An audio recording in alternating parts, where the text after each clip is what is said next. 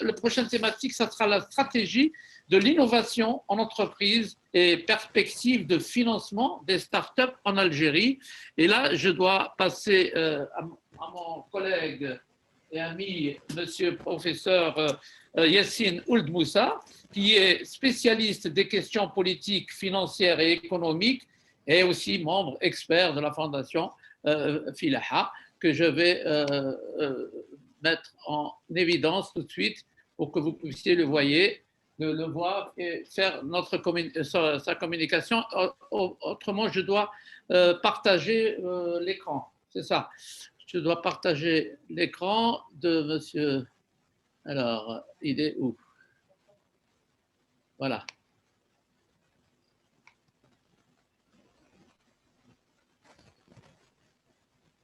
Très bien. Bonsoir tout le monde. Voilà. Je remercie les intervenants qui ont déjà animé à partir de 14 heures cette rencontre. Je remercie M. Besseman pour cette invitation et qui me permet, c'est la relation start-up, innovation et agriculture. Le thème que m'a confié est un thème crucial, c'est celui du financement. Une question fondamentale, le nerf de la guerre. Comment financer la création de ces startups? Dans notre pays, la question de la création de richesse et la création d'emplois est une question fondamentale.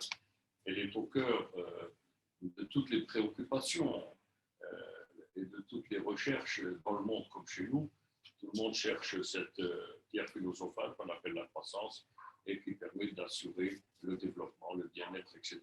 Parmi les éléments qui se sont récemment imposés dans le dispositif de mise en valeur des ressources nationales et surtout de la création de richesse, il y a cette notion de start-up. Et son financement, naturellement, s'est posé d'abord aux institutions qui doivent trouver l'écosystème le plus idoine, le plus intelligent, le plus simple, le plus accessible, le plus performant, et enfin, qui doit être aussi accessible aux concernés, c'est-à-dire à tous ces milliers de candidats à la création d'entreprises, quand on a 100 000 naissances par an, et quand on connaît surtout le manque d'emploi, le chômage des jeunes universitaires en Algérie. Donc, mon intervention, ce sera un petit voyage très rapide de ce dispositif d'accompagnement financier qui est en gestation, qui n'est pas complet, et qui donc ce sera une petite introduction pour rappeler que ce n'est pas du tout facile. Ensuite, quelles sont les sources possibles de financement et avec ces acteurs, et puis les institutions de soutien. Alors, je dois rappeler qu'au-delà de la question des ressources, devises ou dinars, la question de la création d'entreprises est toujours posée. Nous n'avons pas pu mettre en place un système économique de création d'entreprises. On s'est longtemps confiné dans un système social de lutte contre le chômage de création d'entreprises. Il se trouve que c'est une pierre nouvelle à l'édification des dispositifs de création d'entreprises. Donc aujourd'hui, nous avons la question de l'accompagnement financier qui doit être un élément fondamental de la motivation, de son sens d'innovation et d'efficacité. Une entreprise, il faut savoir qu'entreprendre, c'est prendre des risques, c'est aller sur le marché, etc. Notamment M. Baïs en a parlé. Et il y a eu une grande diversité d'intervenants, mais je trouve que l'importance des ressources financières assez récent que la multiplicité des institutions, la démographie des entreprises, c'est la création d'emplois. C'est possible d'augmenter le son, s'il vous plaît?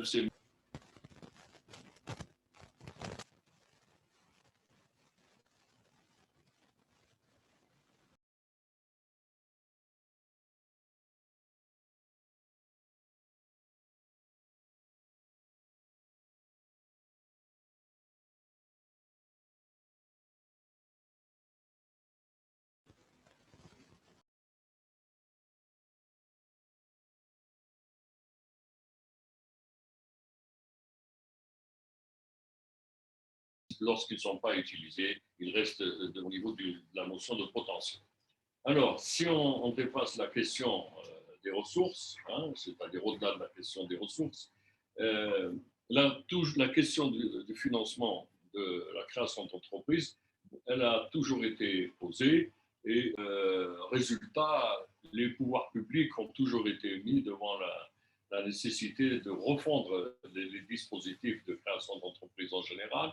Et cette fois-ci, c'est encore beaucoup plus difficile, création d'entreprises et investissement, d'autant que ce sont des entreprises qui ont trois caractéristiques. Une caractéristique d'innovation et une caractéristique allant vers l'utilisation des technologies modernes. Donc, la conjugaison de ces éléments n'est pas une chose aisée dans une économie comme la nôtre où il y a beaucoup d'éléments en bouleversement, en mutation, etc. Donc, on doit revoir certainement les fondamentaux, séparer le social de l'économique, retrouver de la cohésion dans les politiques, de la cohérence dans les politiques publiques et de la cohésion entre les acteurs. Et enfin, le plus difficile, je pense à mon avis, qui reste un questionnement, c'est quelles sont les réformes de fond qu'il faudra mener à court, moyen et long terme pour permettre l'avènement d'un nouveau modèle de croissance et de développement qui reste à définir et que nous estimons définir dans un cadre de concertation, de dialogue et de consensus social et politique. Alors le financement, qu'est-ce qui existe aujourd'hui pour le financement? Il y a un nouveau mécanisme. On a créé un fonds d'investissement, c'est bien. Alors ce fonds d'investissement va permettre le financement en capital des porteurs de projets. Donc, on doit créer un certain nombre de start-up. L'idéal, c'est qu'elles puissent vendre sur le marché algérien et être compétitives, pourquoi pas, lorsque l'idée est très novatrice sur les marchés mondiaux. Et puis, enfin,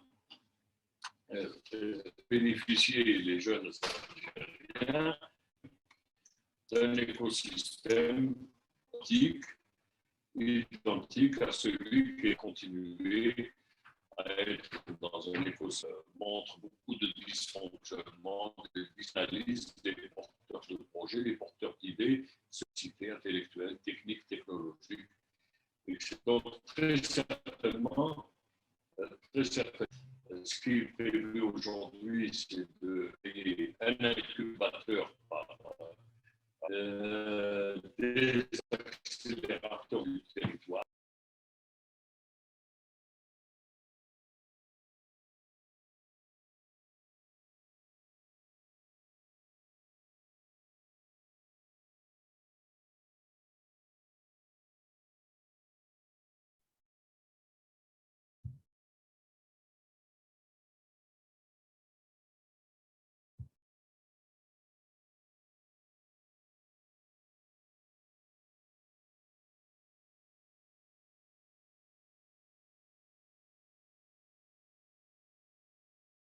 Programme, c'est un chemin, c'est un écosystème qui reste à construire. Autour de cet écosystème, il y a des mesures fiscales incitatives au profit des investisseurs. La loi de finances pour les startups prévoit des exonérations sur l'impôt sur les bénéfices et sur la taxe à valeur ajoutée lorsqu'il y aura des transactions commerciales. Et enfin, les conditions pour que les startups soient éligibles, c'est un texte qui reste à, à rédiger. Donc là, il y a un problème pas de principe, mais de modalité.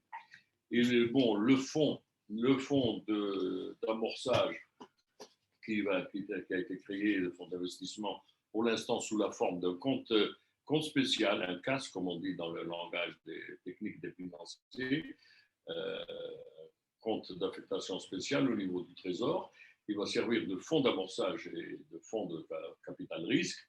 Alors, le capital risque, chez nous, bon, on a des sociétés de capital risque.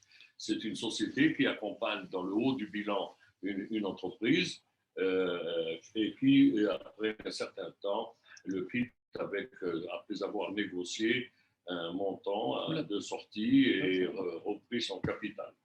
Donc, ça évite un financement classique, il est alternatif au crédit bancaire, etc. Cette technique de financement permet donc une plus grande facilitation au lieu d'aller vers le système bancaire qui est un système commercial et ce n'est pas son rôle de financer des activités de développement. Donc aujourd'hui, la loi, jusqu'à présent, la loi de finances complémentaire avait prévu des garanties et des systèmes de bonification. Malheureusement, ça a été retiré, mais ça a été remplacé. Les pouvoirs publics ont préféré financer directement les études d'amorçage, les études des startups, les études de faisabilité sur le compte d'affectation spéciale du Trésor, le financement du business plan, le financement des assistances techniques et le financement lié à la création d'un prototype. Donc, en principe, tous les besoins, tous les soucis d'un porteur de projet dans le cadre d'une start-up devraient être pris en charge par le système, par les perspectives, par les modalités de financement qui sont prévues par les pouvoirs publics. Alors, les financements, c'est bien, le soutien, c'est mieux. Alors, le problème, c'est que chez nous, nous avons beaucoup d'institutions de soutien, et notamment les institutions qui soutiennent la création d'entreprises. Il n'y a pas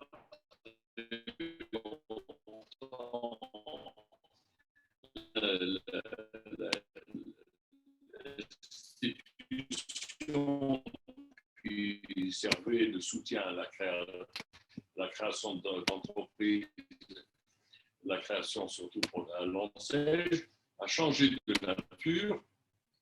Elle est aujourd'hui beaucoup plus ouverte, elle a dépassé le cadre à l'entrepreneuriat, développer l'entrepreneuriat bien en général et notamment chez la jeunesse.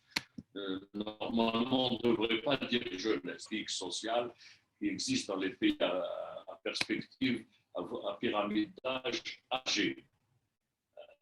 Chez les sociétés âgées, on parle jeunesse, mais quand un pays a 70% de sa population, on va dire en moins de 40 ans, on parle de citoyens tout simplement, d'abonnés, d'assujettis, de participants. Alors, cette agence de soutien, là, c'est propre.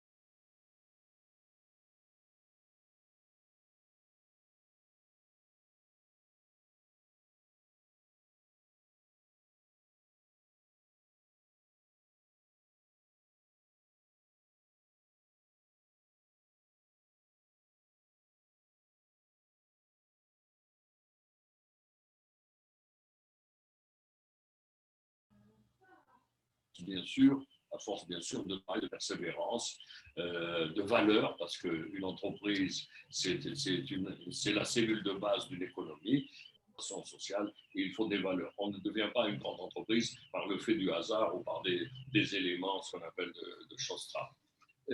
Nous avons aussi une institution qui pourrait aider les startups, c'est le fonds de garantie. Celui-là aussi, il était destiné aux PME. Donc, c'est une autre institution qui devrait.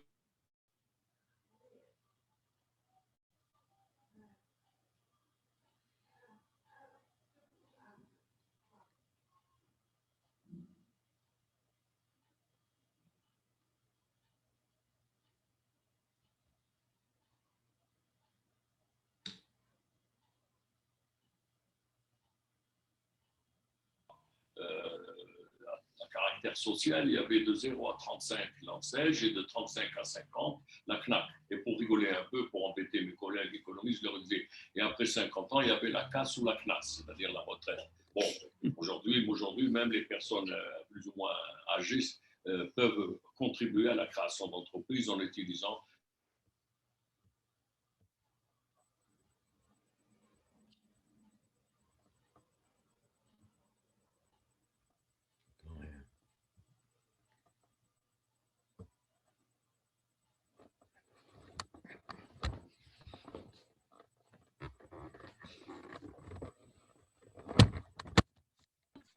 il y a un fonds de garantie mutuelle pour les personnes de 50 ans qui sont engagées dans le cadre d'un dispositif qu'on appelle CNAC, Caisse nationale d'assurance chômage.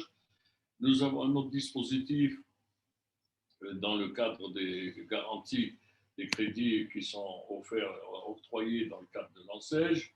Et puis, nous avons un autre fonds de garantie pour ceux de l'ANGEM, vous voyez. Et puis, nous avons des pépinières d'entreprises. Les pépinières, à l'époque, on avait un ministère de la PME que notre pays a perdu. C'est dommage, dans un pays où, dans un monde où toutes les grandes économies sont constituées à un tissu à forte dominance des PME, nous avions une seule institution, et cette institution, le ministère de la PME, a disparu.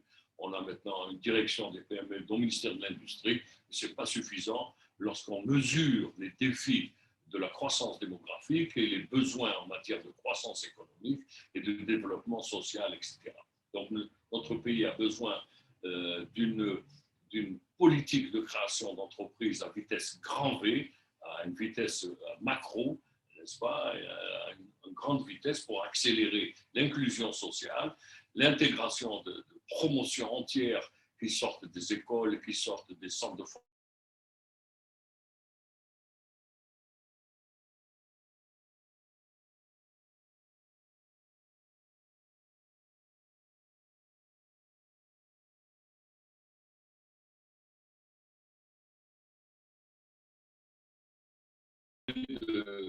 Toutes ces promotions, de tout cet essor démographique qui nous induit des devoirs envers les investissements d'aujourd'hui. Et donc, il y a eu ces pépinières d'entreprises. Pour l'instant, elles assurent, théoriquement, elles assurent des bureaux, le matériel bureautique, des moyens de communication, une aide, une orientation vers les institutions financières, c'est-à-dire un peu une forme de tutorat, une forme de coaching au profit des… Malheureusement, nous n'avons pas beaucoup, un cadre aura…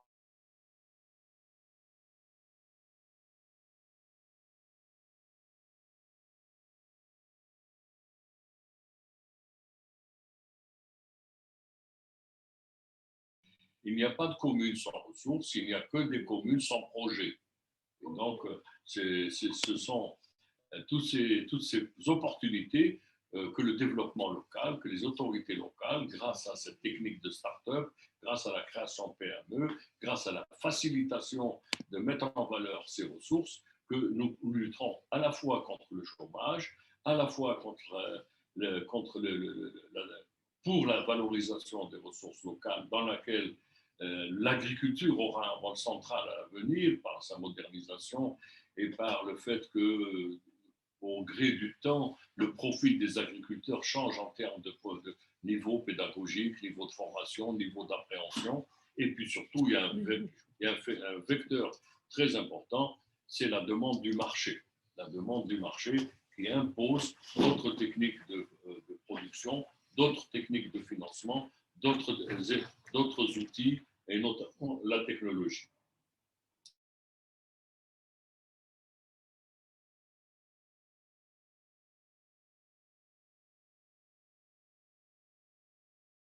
Dans des pays développés, les sociétés de capital risque se comptent par milliers.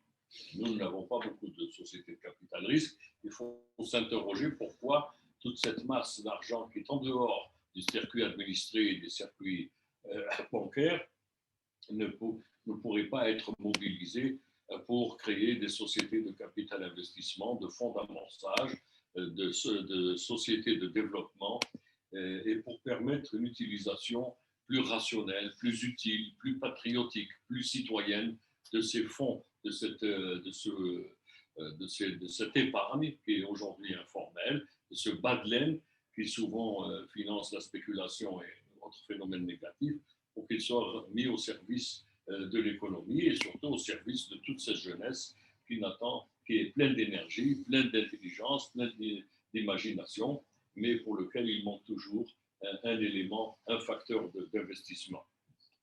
Alors, la société de capital risque, c'est une société qui peut aller jusqu'à un taux de 49% du capital pour une durée bien sûr limitée jusqu'à entre 5 et 7 ans. Et puis après, elle sort. L'intervention de la société de capital risque permet un peu disons, de renforcer les fonds propres. Vous savez qu'une des grandes maladies de nos PME, c'est la faiblesse, la structure financière, la faiblesse en capitaux permanents. Donc, si on peut, dans le haut du bilan, aider ces jeunes à les équiper, à leur donner une base pour construire leur dynamique, leur business plan, leur trajectoire entrepreneuriale, ce serait magnifique. L'autre avantage du capital investissement, c'est que c'est pour les jeunes, c'est d'être associé à un partenaire financier qui lui apporte aussi, n'oublions pas, un partenaire financier, ça apporte de l'expertise et du conseil. Alors, on en a actuellement pour société de capital risque, on en a une par une grande banque publique, la BAD, la BNA, la BEA, la CPA, BDL, etc. Il y a d'autres aussi que je n'ai pas nommées ici. Ces sociétés de capital risque méritent aujourd'hui une plus grande visibilité. Et il faut que notre jeunesse puisse connaître davantage cet arsenal financier dont une partie est mise à leur disposition. L'autre problème, c'est comment faire que toutes ces institutions de financement et toutes ces institutions de soutien puissent être éligibles à leur projet. C'est-à-dire, il faudrait qu'il y ait un texte, par exemple, un texte de loi qui mette le promoteur de la start-up au milieu et de toutes ces institutions où il n'aura pas à négocier, où il ne sera pas en solitaire, mais il sera adossé à un texte de loi ou un texte réglementaire leur permettant d'accéder à chacune, selon ses besoins, à chacune de ces institutions pour obtenir soit une garantie, soit un financement complémentaire, etc. En conclusion, c'est un peu ma conclusion, c'est comment traiter la multiplicité des acteurs et donc la coordination entre eux. Ensuite, c'est le problème de l'intersectorialité. Je parle ici au niveau des activités des institutions publiques, des institutions de gouvernance, des institutions de départements ministériels, des administrations centrales et locales. On a toujours eu ce problème d'intersectorialité. Il ne faut pas que chacun continue à travailler dans son petit coin. Ensuite, il y a un problème de cohérence des textes et des dispositifs. Souvent, nous avons beaucoup de textes, mais nous n'avons pas de cohérence. On a beaucoup de dispositifs, mais ils ne sont pas reliés, il n'y a pas de passerelle entre elles. Et puis, très certainement, un problème d'information, de visibilité de tous ces financements, de ces acteurs publics pour la création d'entreprises au profit naturellement des porteurs. Reste la question du guichet unique. l'idéal, ça aurait été un guichet unique, mais à défaut de guichet unique, on pourrait parfaitement imaginer un texte où le porteur de la start-up aurait ce qu'on appelle sa feuille de route et dans lequel serait décrit à la fois son parcours de création, de financement, d'accompagnement, etc., avec des droits bien établis et bien sûr des obligations envers ses partenaires et surtout des obligations envers son pays, pour créer de la richesse, recruter, etc. Et enfin, on ne peut pas créer de start-up ou de PME ou d'entreprise si on n'a pas réglé la question du modèle de croissance. Monsieur Baïs avait parlé dans sa conclusion d'un certain nombre vers la fin, de dispositifs, de dispositions, de visions, sauf que ces visions-là, il faut qu'ils soient soumises, il faut qu'ils obéissent à des règles de marché, à des besoins du marché, à une demande solvable, à des besoins, à des demandes organisées où l'économie, où l'écosystème produit de la richesse, produit de la valeur et motive motive tous les acteurs économiques et surtout le principal acteur aujourd'hui qui mérite une attention particulière, c'est-à-dire une grande partie de la population algérienne, notre jeunesse. Et je terminerai en vous demandant beaucoup de bienveillance pour avoir été patient et écouter cette diatribe sur le financement des entreprises et des startups. Merci beaucoup.